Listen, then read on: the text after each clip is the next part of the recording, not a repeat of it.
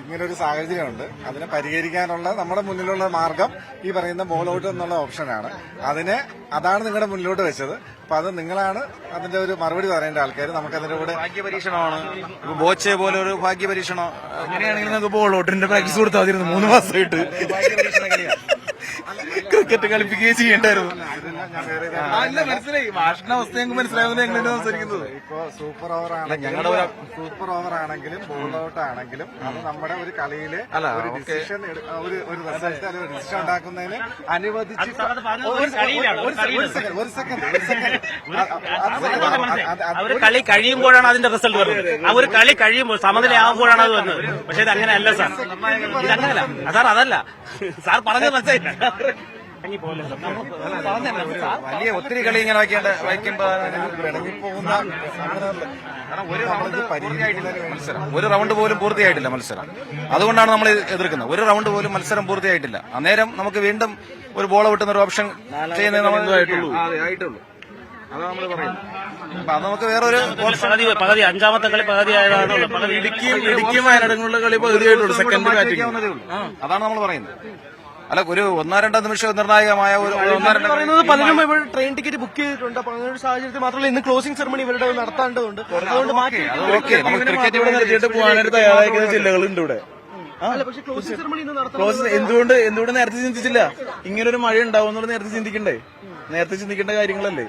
Cricket ആദ്യമായി introduce ചെയ്തിട്ട് അതാണ് ആദ്യമായിട്ടാണ് ക്രിക്കറ്റ് നടത്തുന്നത്. അതിവിടെ ഇൻക്ലൂസീവ്ലി ഇത് എങ്ങനെയെങ്കിലും നടത്തി തീർക്കുക, ഒരു വഴിപാട് പോലെ എന്നുള്ള രീതിയിലാണ് തോന്നിയത്. കഴിഞ്ഞ തവണ ക്രിക്കറ്റ് ഉണ്ടായിരുന്നില്ല, ആദ്യമായിട്ടാണ് ക്രിക്കറ്റ് നമ്മൾ നടത്തുന്നത്. പക്ഷെ ഇത് അധികാരികൾ അറിയട്ടെ. അവര് നമ്മുടെ ഈ ബുദ്ധിമുട്ട് പാരന്റ്സ് അടക്കം ഉണ്ട്. എത്രയോ ദൂരത്ത് പാരന്റ്സ് ഉണ്ട്. ജന്മകുട്ടി പോലും അല്ല, ഭിന്നശേഷി കുട്ടികളാണ്. അപ്പൊ അവർക്ക് വേണ്ടിയുള്ള അവർക്ക് കിട്ടുന്ന അവസരം നമുക്ക് ഒരിക്കലും കളയാൻ പറ്റത്തില്ല. അതാണ് അതെ അറിയുന്ന കാര്യമാണ്.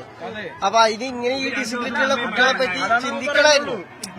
ജനറൽ ആയിട്ടുള്ള കളിയാണെങ്കിൽ മാറ്റി വെക്കായിരുന്നു. അത് വിഷയമല്ല. മഴയുണ്ട്, തിരുവനന്തപുരത്ത് ലോക മഴയാണ്, എല്ലാവർക്കും അറിയുന്ന കാര്യമാണ്. ഇതൊന്നും മുന്നിൽ കണ്ടുകൊണ്ട് ഒരു ഓപ്ഷൻ കാണുക തന്നെ വേണമായിരുന്നു ഈ കുട്ടികൾക്ക് വേണ്ടിയിട്ട്. ഒരു ദിവസം പോലും കാണാൻ അല്ലെങ്കിൽ ഒരു ടർഫിലേക്ക് മാറ്റാനുള്ള ഒരു സെക്കൻഡ് ഓപ്ഷൻ അതൊരു ബുക്ക് ചെയ്തിടാന്നുള്ളത് അത്രേ ഉള്ളൂ. നമ്മൾ പറഞ്ഞു, അതിന് മറുപടി എന്താ പറഞ്ഞേ? അത് പറ്റില്ല, ഇപ്പൊ ഈ സമയത്ത് കിട്ടില്ല എന്നാ പറഞ്ഞേ. അത് അവര് നേരത്തെ കണ്ടിട്ടില്ല ആ ഒരു സെക്കൻഡ് ഓപ്ഷൻ. ഇത് എങ്ങനെയെങ്കിലും മൈൻഡപ്പ് ചെയ്യും എന്നുള്ളൊരു അവരുടെ മനസ്സിലെ ധാരണയാണ്. അതങ്ങനെ മൈൻഡപ്പ് ചെയ്യാൻ പറ്റിയില്ല എന്നുള്ളതുകൊണ്ടാണ് ഇപ്പൊ എല്ലാവരും സംസാരിച്ചത്. ബോൾ ഔട്ടിനകത്ത് നിയമം പറയുന്നുണ്ട്. പക്ഷെ നമ്മൾ പറയുന്നത് ഒത്തിരി കളി ഇനി കളിക്കാനുണ്ട്. ഒരു റൗണ്ട് ആയിട്ടുള്ളൂ. അപ്പൊ അതുകൊണ്ട് ആവശ്യം ഒരു റൗണ്ട് കളിക്കാത്ത ടീം വന്നിട്ട് ഇപ്പൊ 15 പേര് അടങ്ങുന്ന ടീം വന്നിട്ട് 6 പേര് വന്ന് ഒരു ബോൾ എറിഞ്ഞുമ്പോൾ ആ ടീം ജയിക്കും അല്ലെങ്കിൽ തോറ്റു. അപ്പൊ അവർക്ക് എന്താണ് ഇതിനുള്ള കിട്ടുന്നത്? ഈ കുട്ടികൾ ക്രിക്കറ്റ് കളിക്കാനാണ് ഇത്രയും ഉള്ള കുട്ടികൾ നിൽക്കുന്നത്. അപ്പൊ ആ കുട്ടിക്ക് ഈ 6 ബോൾ വന്ന് എറിഞ്ഞിട്ട് പോയിട്ട് അവർക്കൊന്നും കിട്ടാനില്ല. ബോളൗട്ട് നിയമം വെക്കുന്നതിൽ കുഴപ്പമൊന്നുമില്ല. പക്ഷേ ഇതാണ് കാര്യം, ഒരു കുട്ടിക്ക് അവസരം കിട്ടുന്നില്ല. ഒരു കുട്ടി കളിക്കാനായിട്ടാണ് ടീമിൽ വന്നിരിക്കുന്നത്. 15 പേര് അടങ്ങുന്ന അവർ ഒരു ദിവസമല്ല, ഇത്ര ദിവസം 1-2 മാസം തന്നെ കുട്ടികൾ പ്രാക്ടീസ് ചെയ്ത് വർക്കൗട്ട് ചെയ്ത് സ്പെഷ്യൽ എഡ്യൂക്കേറ്റർമാരും ഫിസിക്കൽ എഡ്യൂക്കേറ്റർമാരും എല്ലാവരും കൂടെ നിന്ന് നല്ല ടീമായിട്ട് കൊണ്ടുവന്നതാണ്. ഓരോ ജില്ലയിൽ നിന്ന് ടീമുണ്ട്. ചെറിയ കഷ്ടപ്പെടുന്നത്, നല്ല കഷ്ടപ്പെട്ടാണ് കുട്ടികളെ കൊണ്ടുവന്നത്. അപ്പൊ ആ കുട്ടിയൊക്കെ അവസരം എന്നുള്ള രീതിയിലാണ് കാണിക്കുന്നത്. ഭയങ്കരമായിട്ട് നിൽക്കുന്ന കുട്ടികളാണ് ഇവിടെ ഉള്ളത്. നമ്മളെക്കാൾ ഇമോഷൻസ് ആണ് ഇവർക്ക്.